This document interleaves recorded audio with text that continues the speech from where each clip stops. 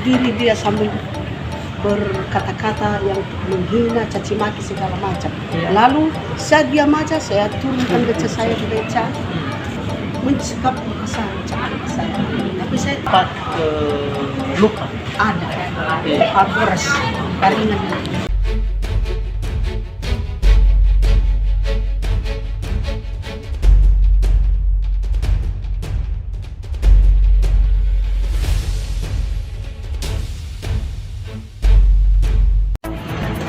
saya bicara kepada ibu tentang kejadian kepada ibu pada bulan 6 2005. Apa kira-kira yang terjadi yang dilakukan oleh oknum ibunya Freddy Zai kepada ibu pada saat itu? Coba ibu memberikan penjelasan. Pada sore hari jam 10.30 hari tepatnya hari Kamis, Iya. dari Hosiana kami jualan menuju kota Kristoni alun-alun. Iya. Setelah naik beca kami turun pas di pojok alun-alun kota Kristoni. Iya. Begitu sampai kami turun di pojok itu, nah Freddy dari menghadap ke Grapari, kantor Grapari menghadap menjemput saya. Berdiri dia sambil berkata-kata yang menghina, caci maki segala macam. Lalu saya diam aja, saya turunkan beca saya di beca. Kemudian dia mencekap saya. Tapi saya tidak tahu, tidak perhatikan tentang apa dia Ya. lakukan. Tapi pada saat itu ada terdapat luka. Ada Kapolres Karingan. Dan pada saat itu apa yang telah kamu lakukan setelah dia melakukan itu kepada ibu? Saya melakukan laporan, saya datang ke Polres.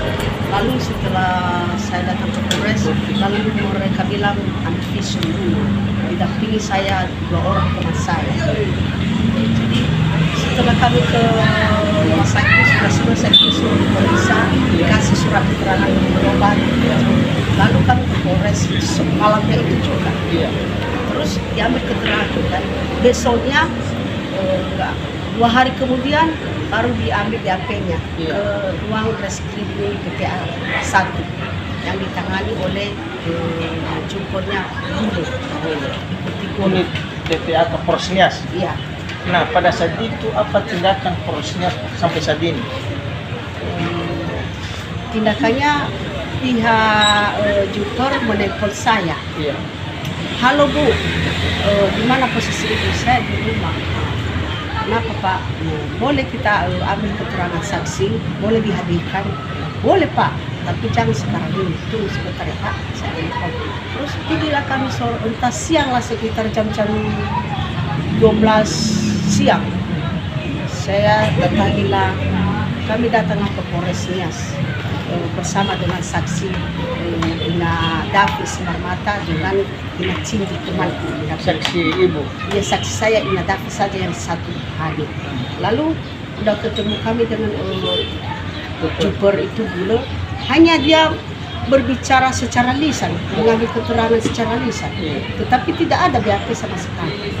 Sehingga pada hari keduanya sekitar 2 minggu lah, Iya. saya telepon bagaimana lah Pak Gule, ilmu saya itu apa ditindaklanjuti atau tidak. Iya. Kalau tidak, kasih surat sama saya untuk tidak, biar tahu saya. Katanya dilanjutkan. Terus baru kemudiannya olah TKP. Olah TKP datang langsung TKP di alun-alun Kota Kristoni. Sekitar jam 10 Iya, pagi. Di olah TKP lah sesuai dengan yang terjadi itu yang saya utarakan. Iya. Itu sehingga divideokan. Sudah. Hanya itu saja. Setelah itu sampai berbulan-bulan sehingga sampailah 2026 sekarang. Terus sebelum 2026 itu masih 2025 ditelepon si juang noli saya. Halo Bu, halo. Ini dari unit PPA juang noli saya mau melanjutkan laporan ibu. Oke Pak. Boleh ibu datang di kantor boleh Pak, tapi sebentar ya Pak. Udah, tidak lama saya datang ke kantor bersama dengan teman saya di sini. Tapi dia di luar. Waktu masuk dua kami, kata si Pak Lauli ini siapa? Saya bilang kawan saya. Ada kuasa hukum, katanya bilang nggak ada. Iya. Terus keluarlah teman saya ini Nacil. Kemudian lanjutlah berbicara dia. Oh ini Bu, laporan Ibu saya menangani. Iya. Jadi bagaimana Bu, siap Ibu memberi keterangan sekarang? Iya. Siaplah sesuai dengan apa yang saya katakan pada awalnya. Ini Bu ya, sebenarnya inilah laporan Ibu ini yang sudah Ibu posting itu kena Ibu kode etik. Berarti Bapak polisi dikenakan Ibu? Iya, bilangnya. Karena Berarti Ibu kode etik. kode etik. Ibu bilang apa? Ini karena Ibu bilang ini overdosis. Saya bilang, saya bukan bermaksud yang apa, maksud saya ini manusia ini udah berlebihan Iya. perbuatannya sama saya di depan umum, mencaci maki, menghina saya dan anak saya, sehingga keluarga dalam dihinanya. Jadi maka itu saya posting malam itu kejadian itu dimaki-maki karena satu titik menggusur. Tuh kenapa dia yang ribut, dia memaki-maki saya. Jadi datanglah orang yang di anu-anu itu yang sedang olahraga menghampiri saya, mendatangi saya. Bu, siapa yang barang siapa yang diambil sapu? Saya tidak tahu.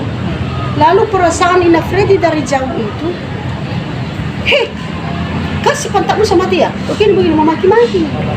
Jadi ada orang video ke dia. Iya. Jadi video itulah yang saya posting. Maksudnya bahwa pihak kepolisian pada saat bulan 6 2025 sampai saat ini tidak ada tindakan lanjuti proses penyidikan atas laporan Ibu, tidak? Tindakannya hanya itu aja di teleponnya. Sudah kami telepon pihak saksi. Ina Davi Simarmata, Ina Tofen Gula, tidak mau mereka menyaksikan alasan. Tidak mau mereka lah. Iya. Katanya lewat telepon saja, Iya, tapi tidak ada saja. surat. Iya. Tapi mulai pada saat itu sampai saat ini Ibu, apa kira-kira kendala yang terjadi dalam diri Ibu? Yang kendala pada diri saya tidak merasa nyaman, Iya. trauma, Iya. karena atas kejadian itu. Karena nggak merasa nyaman saya mencari makan, selalu terbeban pikiran saya. Iya. Karena proses laporan saya ini tidak ada wujudnya. Dan Ibu Ina Ferdo itu sudah pernah kalian jumpa? Sering jumpa, Tapi- bahkan mengatakan di depan umum, tidak ada itu. Hadir syai, bela roda taal, semua batal. Berarti ada pembelanya. Adanya. Begitu juga ya Bu, berarti selama ini bahwa kamu tidak nyaman, Tidak nyaman. trauma. Berarti kalau memang kamu lihat dia dari yang jauh di situ, kamu mengelak, Kadang diam saya. menghindarkan. Iya.